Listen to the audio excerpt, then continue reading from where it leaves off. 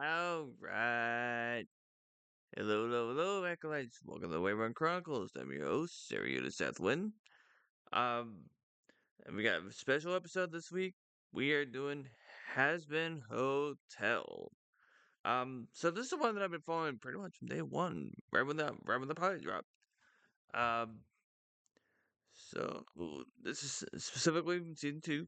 But we'll get to that in a moment. Um, so first off, watch the trailer for season two.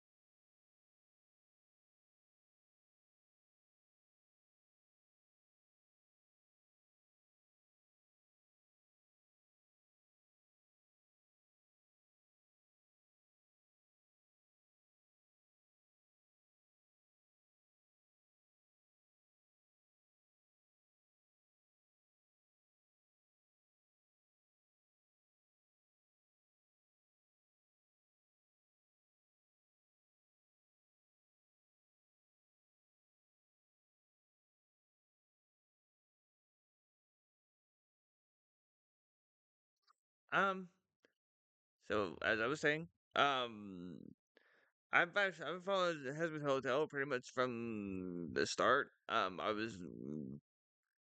remember watching the pilot for this, and really hoping that it would, really had high expectations for it, and so far, I have not been disappointed. Um, I've already seen the full entire first season. But going forward, I'm gonna do my reviews a little bit differently than I have been. Um, because thus far I've just been doing basic summaries. But I'm gonna actually break everything down by its components. Audio, visual, and story. Those are the main three criteria. So we're gonna start with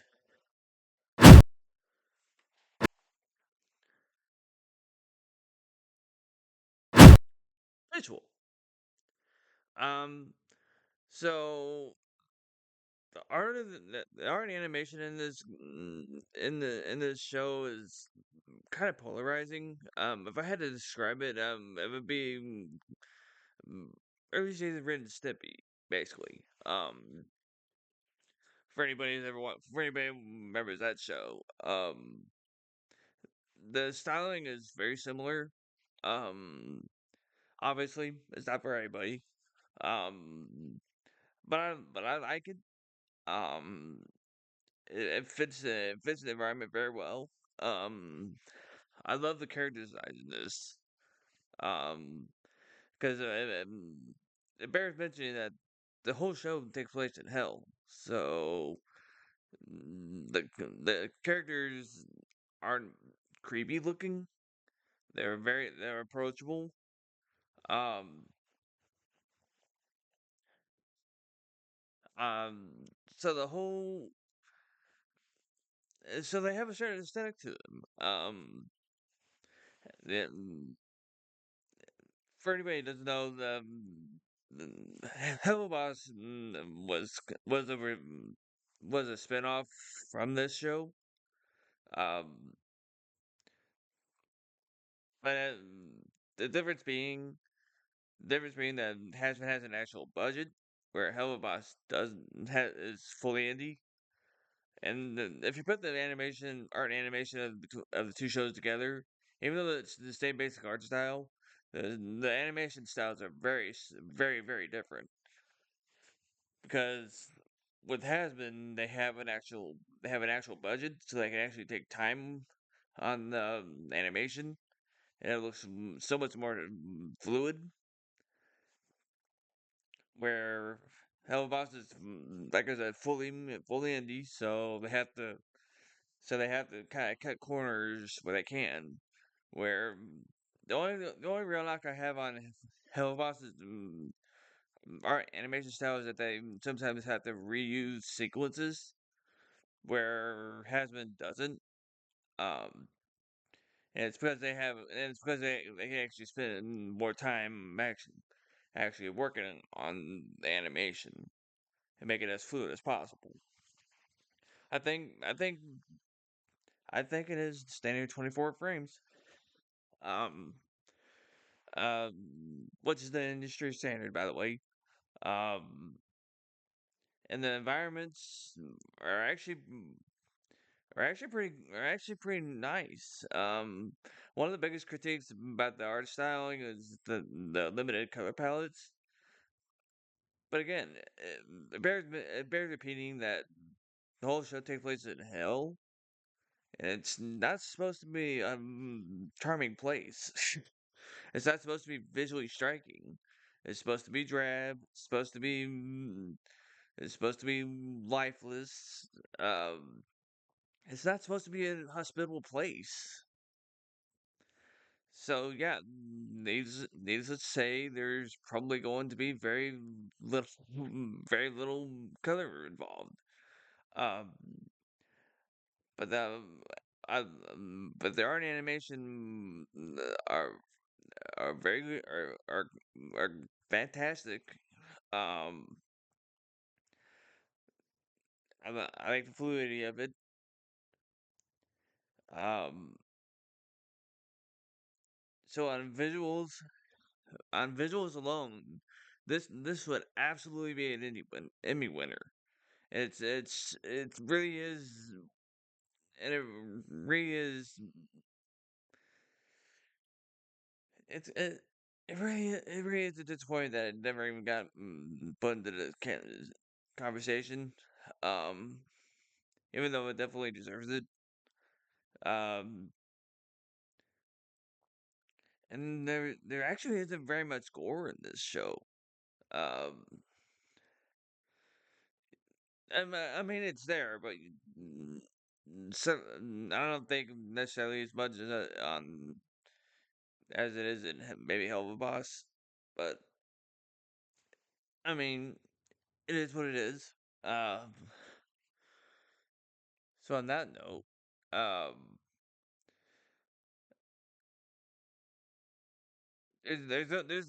from what I'm seeing from the trailer, a lot of the times when you have a show that gets multiple seasons, there's a little bit of a drop off from one season to the next. But with this, I didn't see that. Not as far as this trailer. Um, so if I understand, the show comes out in January, which is an interesting time for it to come out. But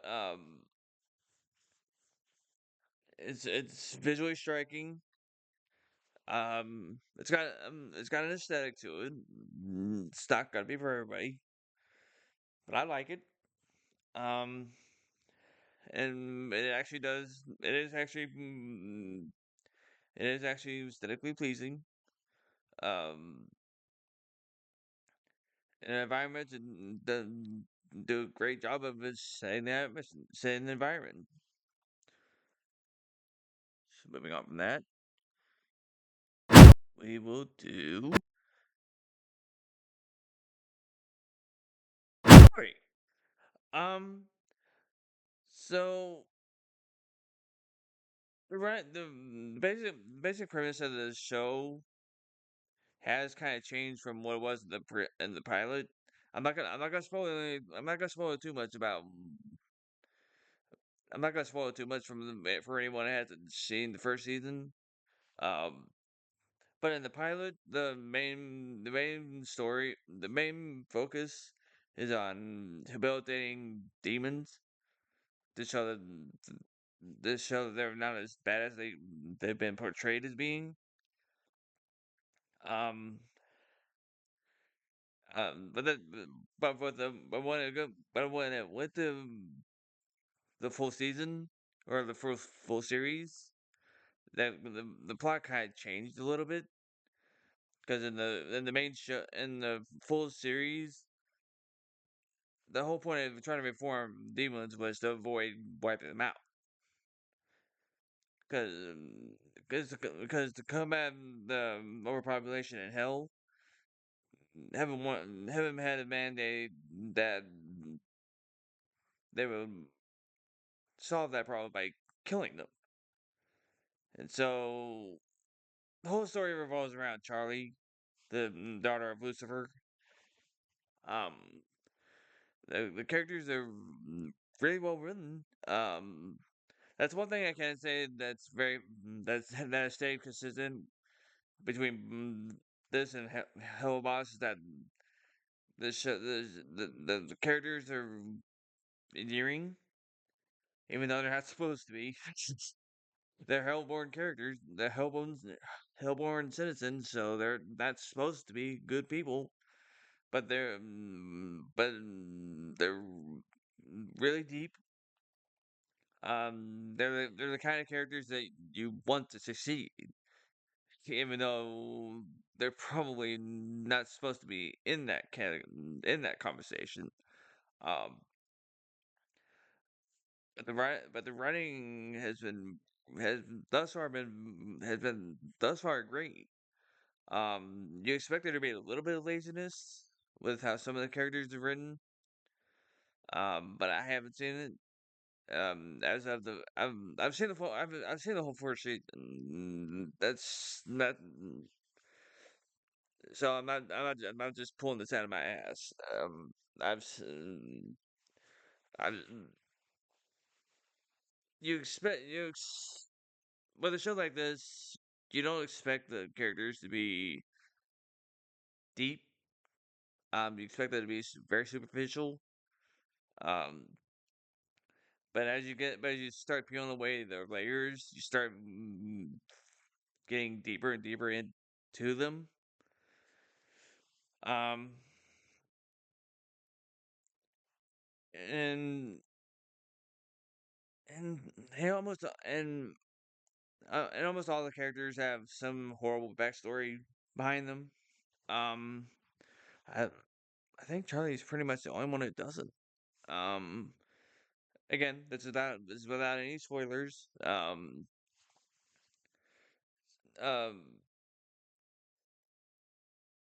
for what I'm seeing from this trailer, um, it doesn't look like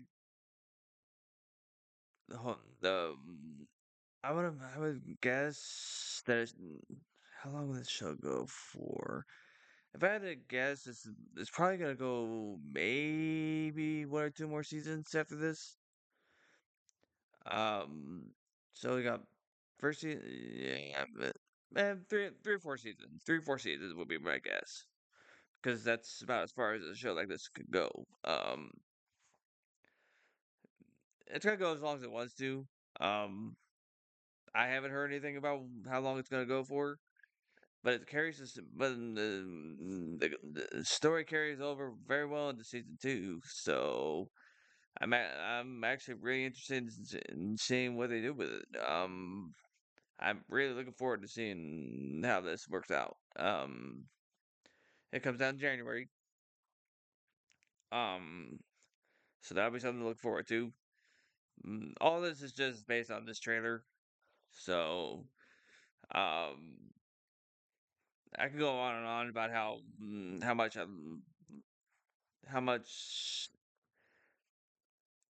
how much I love the show. Um, obviously, um, there's gonna be some people that don't like it. I mean, it's gonna happen. You can't make everybody. You can't please everybody. I think one of the main criticisms is how the there's a lot of swearing. There's a lot of sex jokes. It's like, have you heard of adult animation? It's pretty much the same basic problems as Hellboss has. Um, and of course, there's a lot of representation in it. A lot of community representation. Um, Outside of this and Hellboss, I can't think of any other mainstream show. I don't know if Prime counts as mainstream, but for mainstream shows, I really can't think of any other that has as much community representation in it. Steven Universe, um, Steven Universe, Owl House, um,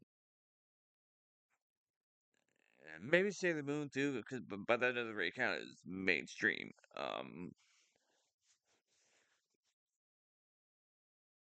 But usually when you have community representation, it's usually as a joke or something. Um, what makes it so much more authentic is that the characters themselves are played by actual community members, um, which makes those parts so much more authentic. I think there are merits to having authentic characters. Um, um, One of the main concerns I had from the pilot to this was the changing of the cast, which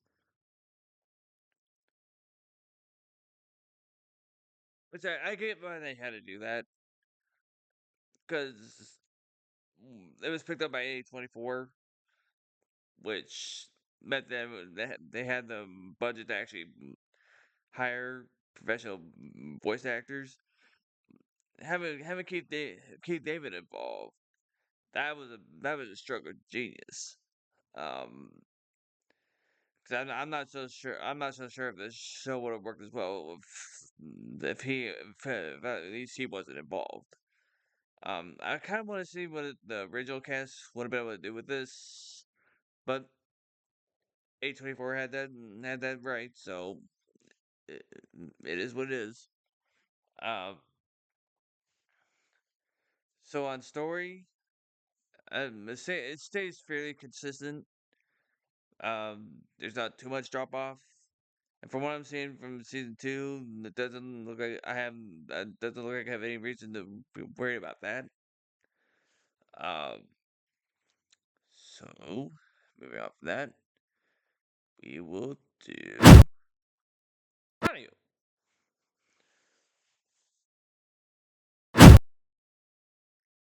Um, so the high point of this show is the music. It's a dark comedy musical. Um, so the songs are the songs in this show are fantastic. I'm a big musical person. I probably don't come off as I probably don't come off as being somebody who would like good musical. But my favorite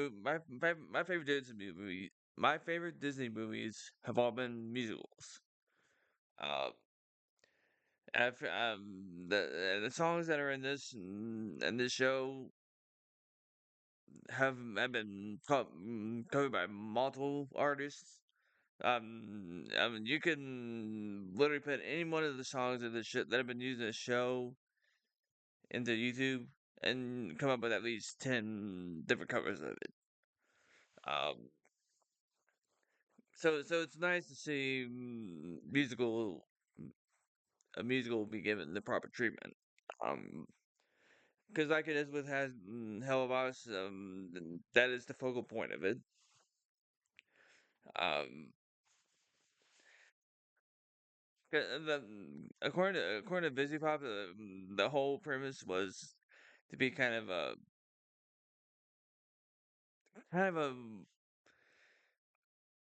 kind of an R-rated Disney musical. That was kind of the main inspiration for it. Um, um, but I like the direction that it goes in. Um, and I love the sound engineering in it. The sound effects work very well for it. Um, and of course, the voice performances are great. Um, uh, Again, the recasting is actually something I don't particularly like. But then again, it's very seldom that anything that's in the pilot gets used in the main show. Um, and the vocal talent and the voiceovers in the show are phenomenal.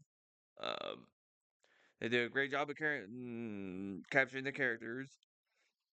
Um, and it fits it fits very well. And like I said, a lot with all the representation that's in it, a lot of the characters are played by actual members, so that makes their performances that much more authentic. Um, so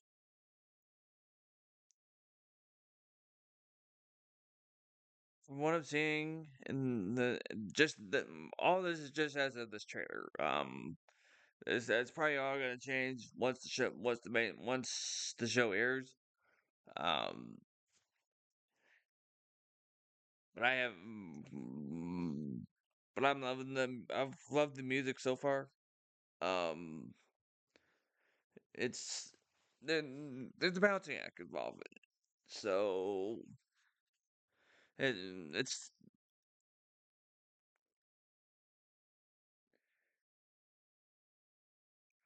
trying to what the right word. Um, but the music is actually really very well composed.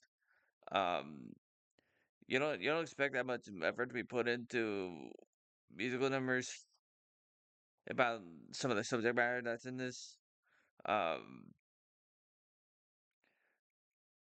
but I like it.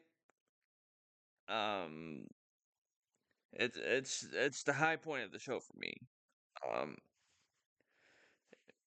and the fact that most of the characters are played by people who have done musical theater, which a lot of VAs do come from a musical theater background, because there is going to be the chance that there being song numbers, and so they have to be able to sing on cue. Um, and I like that it's the focal point of the focal point. Because it's a musical, it's a musical. Um, so the draw comparison, um, mm, it's it's basically what Sweeney Todd would be if it were a comedy. For anybody that's ever seen Sweeney Todd, you know, you know. Um, but Hazbin Hotel is kind of in the same vein in that it's a dark musical, but it's a comedy. So the songs are done with humorous intent. Um, usually put a cynical spin on something. Um, again, without giving any spoilers, I really feel like if this comes out, if they come out with a soundtrack of it, I probably will be getting it. Um, I don't know if it's gonna be out or not. Um, but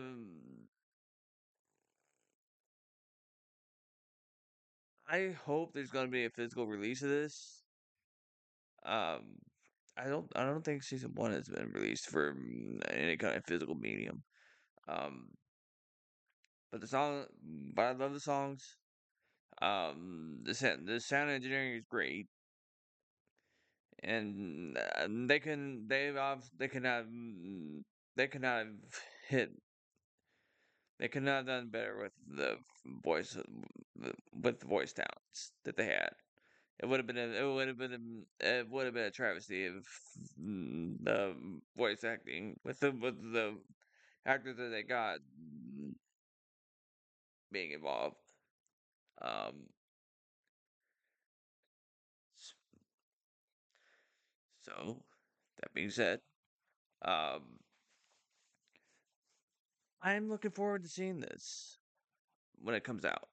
Um, I think I remember it being January 15th. It's pretty close actually.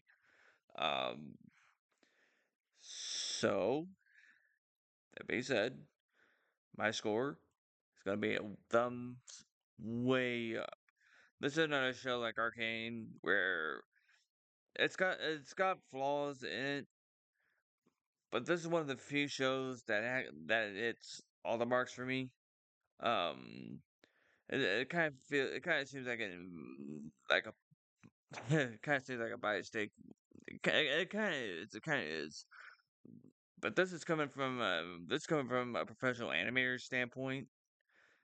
If that was all this show was about, nobody would watch it. It wouldn't matter how good it looked. The Thundercats remake. If that was another example. That's an example of one where it looked great, but was poorly cast and was not very well written. But this show is like Arcane, where it's very tough to find any real flaws in it. Um, so that being said, um, this is just all this is just as of this trailer. So, um, as of now, it gets high marks in every every category. Um, so I can't wait to see I can't wait to see. I can't wait for this to come out. Um, and with that, that is the end of this episode. Um, so um, subscribe, hit the like button to feed the algorithm. The more people who like it, the more the algorithm likes it. Um, and yeah, that is going to be the end of this episode. I'm Sarah the Southwind. This has been Wyvern Chronicles. I will see you next week. Bye bye.